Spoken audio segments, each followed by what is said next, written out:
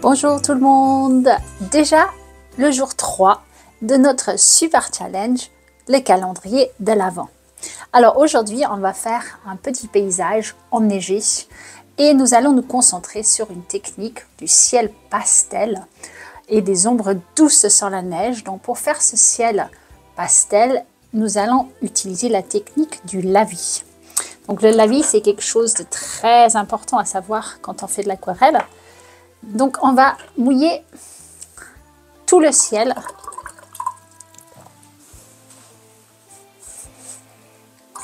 Alors ayez un morceau de essuie-tout toujours à vos côtés quand vous faites de l'aquarelle. Ça c'est l'astuce, je pense, la plus importante parce que si on est rapide, on peut réparer presque toute erreur. Mais si on attend, des fois, souvent, c'est trop tard. Donc là, je fais tout le ciel avec de l'eau claire, avec mon pinceau rond, assez large, mais c'est quand même une taille qu'on va dire moyenne. Il s'agit ici de la taille 0 Raven, donc c'est la marque de Jackson's Art, qui est donc une marque assez réputée, et en plus c'était pas trop cher, très bon rapport qualité-prix. Donc voilà, tout le ciel est mouillé. Donc ce que nous allons faire maintenant, je vais incliner un petit peu la peinture parce que je veux que mon ciel, enfin que les couleurs descendent. Donc le ciel, on va commencer avec un bleu. Donc un bleu, j'ai mélangé un peu de gris de Paint avec du Outre-mer français. Donc ces deux couleurs là pour avoir un bleu un petit peu orageux, mais comme si c'était les deux débuts de la nuit en hiver. Allez, on y va.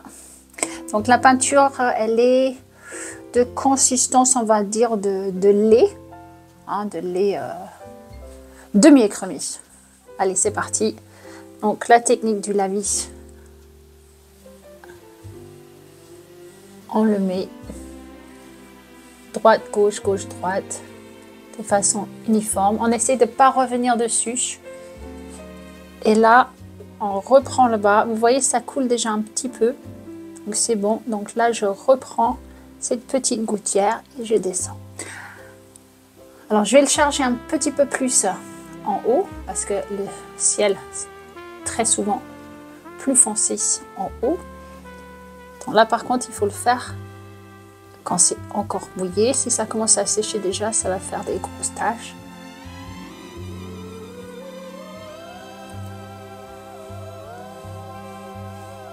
Et voilà, vous voyez avec l'inclination ça descend.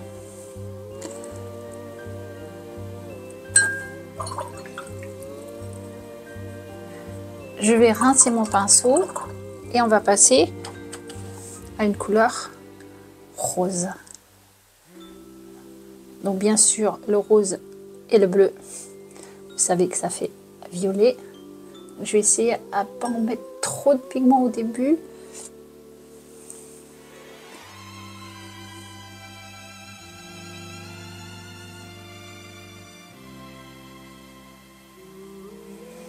Et là ça descend.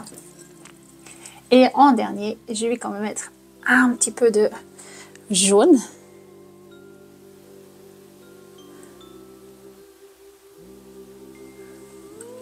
Voilà. Donc là, en revanche, je vois que j'ai un petit peu trop d'eau. Donc je prends un essuie-tout propre, je le fais en boule et je vais venir très délicatement sur le côté absorber un petit peu ce trop d'eau. Vous voyez, aussi simple que ça. Donc vous avez vu, la peinture ne va que là où il y a de l'eau. Donc voilà notre ciel. Je vais revenir avec mon pinceau un peu plus petit. Faire très attention à ne pas trop déranger le pigment. Mais là, comme j'ai touché avec essuie-tout, Là, donc, je vais venir encourager la peinture de venir jusqu'à ma petite montagne. Et voilà.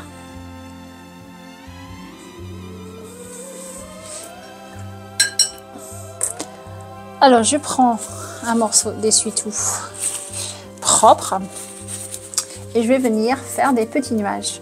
Donc ça, c'est une façon très facile de faire des nuages. Donc, vous faites une boule et vous venez tapoter ici et là pour avoir un effet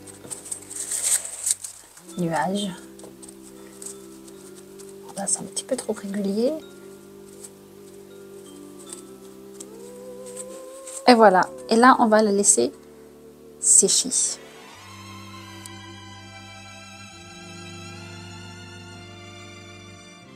Alors voilà, le ciel est complètement sec.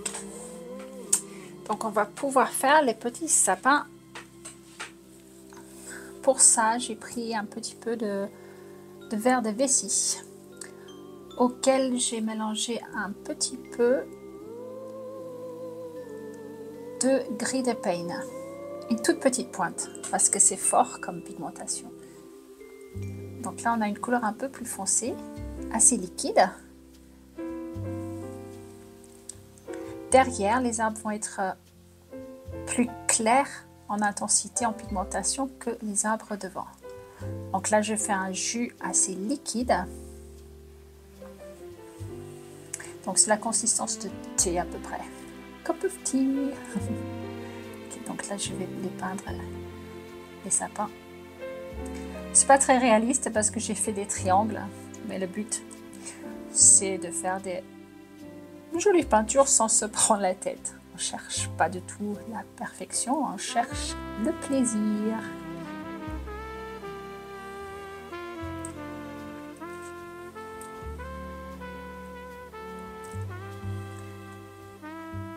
Donc ce que je vais faire là, je vais tout de suite foncer avec un peu plus de gris de pain dans mon jus pour faire quelques nuances.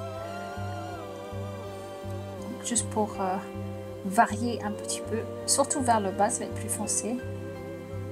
Je fais des petites pointes là.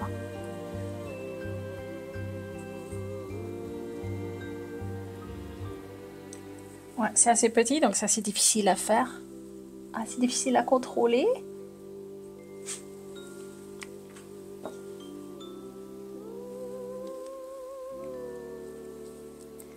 Donc je tire un petit peu. Il faut essayer de faire un petit peu moins triangle.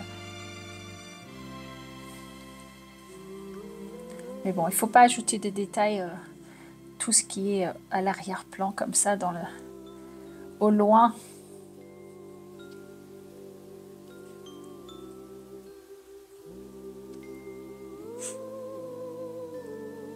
Donc des petits mouvements, pas beaucoup de peinture. Voilà.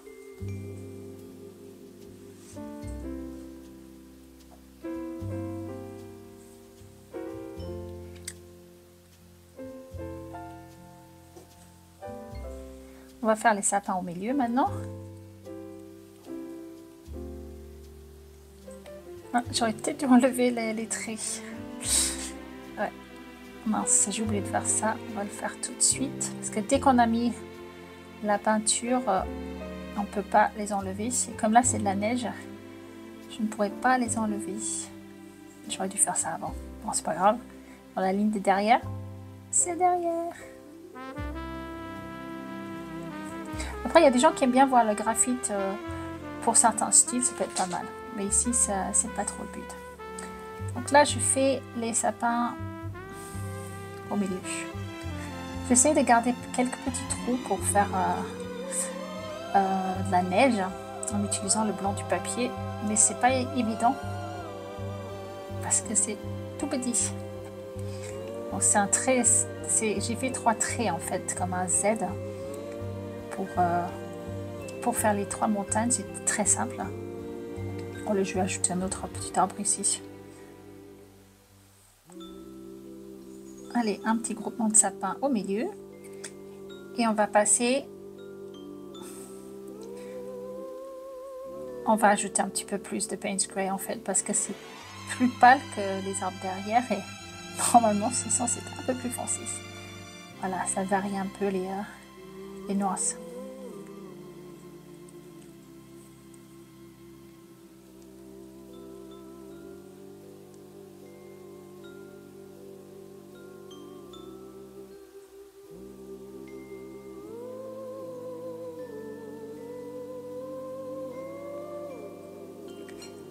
Ouais, j'ai essayé de laisser quelques espaces, mais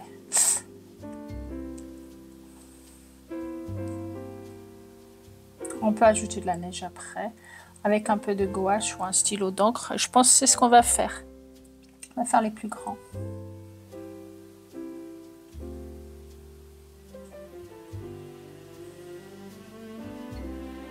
Je vais essayer de laisser quelques blancs ici, parce que c'est un peu plus grand, mais je suggère la neige. C'est pas facile quand c'est petit comme ça. Je fais des petits traits avec la pointe du pinceau et je laisse des espaces. Donc ça donne une petite impression de neige. On va faire pareil avec l'autre.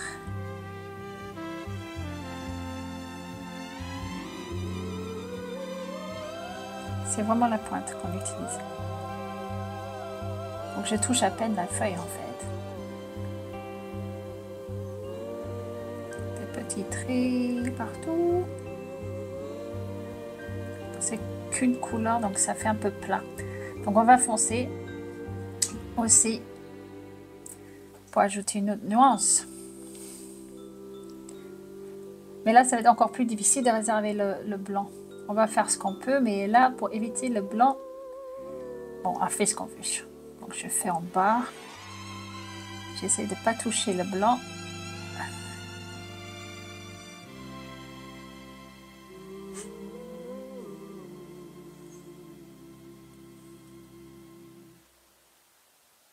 Voilà.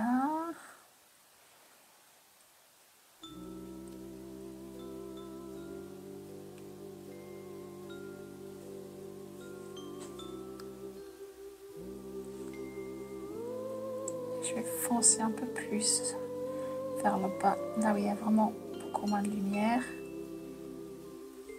Un joli coucher de soleil derrière, mais ah mince, j'ai mis un petit peu trop là. Je me suis trompée, j'ai mis dans la peinture directe plutôt de le mettre dans le jus. On va essayer de rattraper le coup. On essaie de faire avec. On va foncer l'autre côté aussi. Oh non, regardez, ça va le faire. Ça va le faire. Fonce un peu vers l'intérieur aussi. Là où il y a les branches.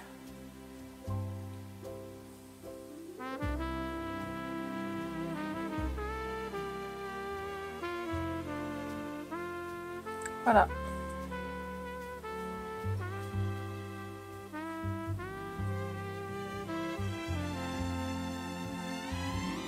J'aurais dû effacer le trait derrière, ça fait pas joli. Ça fait pas joli.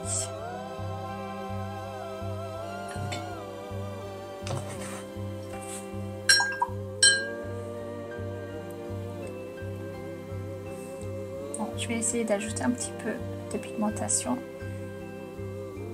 avec une autre couche.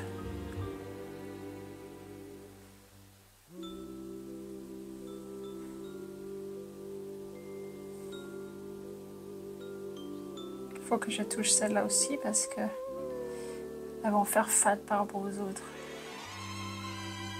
Voilà, on va faire celle de milieu aussi. Elles sont pas du tout assez foncées par rapport aux autres. Hein. Je n'ai pas réussi à garder beaucoup de blanc, mais je pense qu'on va en effet à la fin ajouter des petits points de blanc.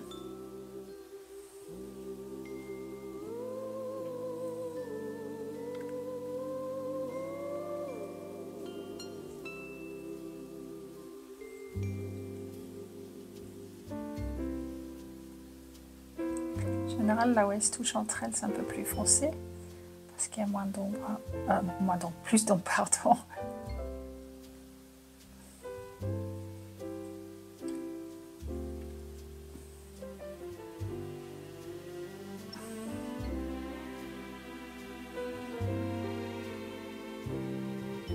Oh, c'est pas mal, non?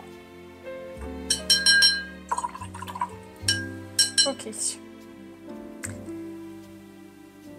Bon, là, on va essayer de le laisser sécher un petit peu parce qu'on va faire les ombres après, donc sous les arbres. Mais si je touche maintenant, ça va faire des ombres vertes et on voit pas très souvent de la neige verte. Donc j'attends un petit peu ça sèche et on va revenir faire les ombres après.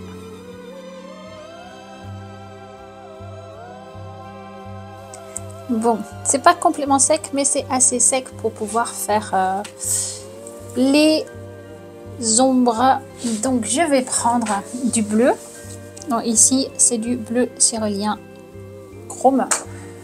Allez, on y va. Donc là, si on dit que la lumière est derrière ces montagnes, nous allons avoir tout ce qui est ombre derrière les arbres de ce côté-là. Donc, à la base des arbres, nous allons avoir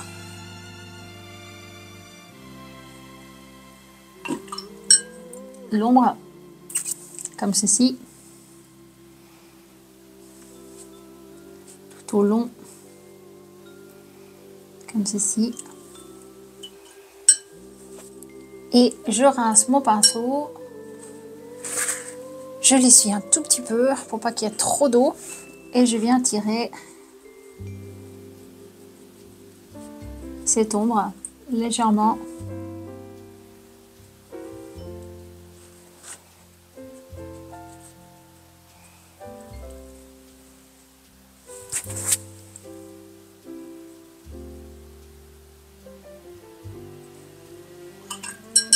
donc ici en fait j'avais pas tiré parce que c'était vert et c'est toujours un petit peu vert. Bon, c'est pas grave.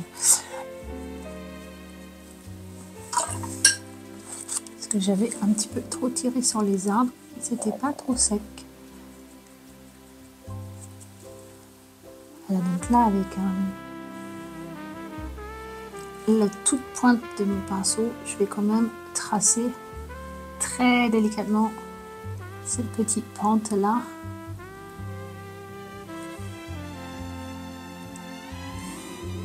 Cette petite pente là.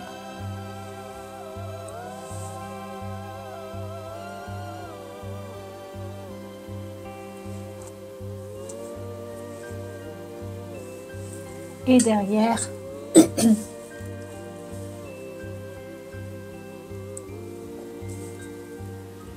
bon, malheureusement j'avais oublié d'effacer le trait ici, donc on le voit beaucoup plus, mais bon, c'est pas très gênant. Donc là, pareil, les ombres des arbres ici.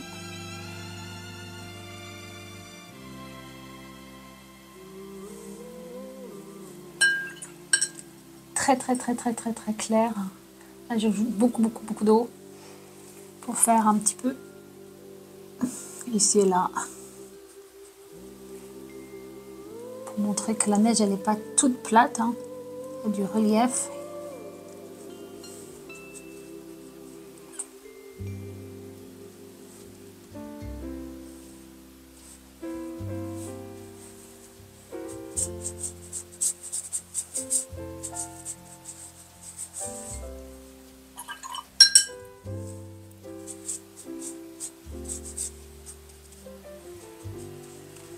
Voilà.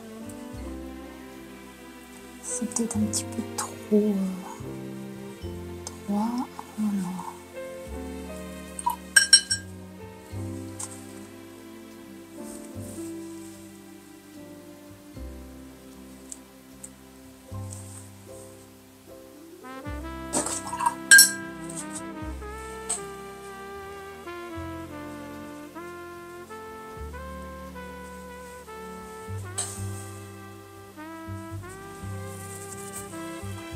Après, on peut en effet avoir un tout petit effet rosé à cause du ciel. Hein.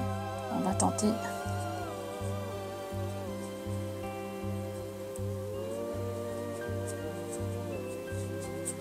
Pourquoi pas avoir un petit reflet de ce joli ciel, très pâle, très peu d'eau. Pourquoi pas. Voilà. Donc là, on va dire que la peinture est finie. Mais on va ajouter un petit peu de neige sur les arbres. Donc là, vous avez deux solutions. On peut faire comme on a fait avec le bonhomme de neige hier, avec la brosse à dents. Le risque avec ça c'est très difficile à contrôler. Donc vous voyez, j'en ai encore ici de quand je l'ai fait hier. Donc ça va vraiment aller partout. J'ai pas envie d'avoir de la neige dans le ciel parce que pour moi, il ne neige pas ici. C'est une scène calme et apaisante. Donc ce que je vais faire, c'est que je vais prendre mon stylo d'encre blanche. Alors voilà. Je crois qu'il faut que j'en achète un autre. Il y en a presque plus dedans. Et là, on va faire des petits points.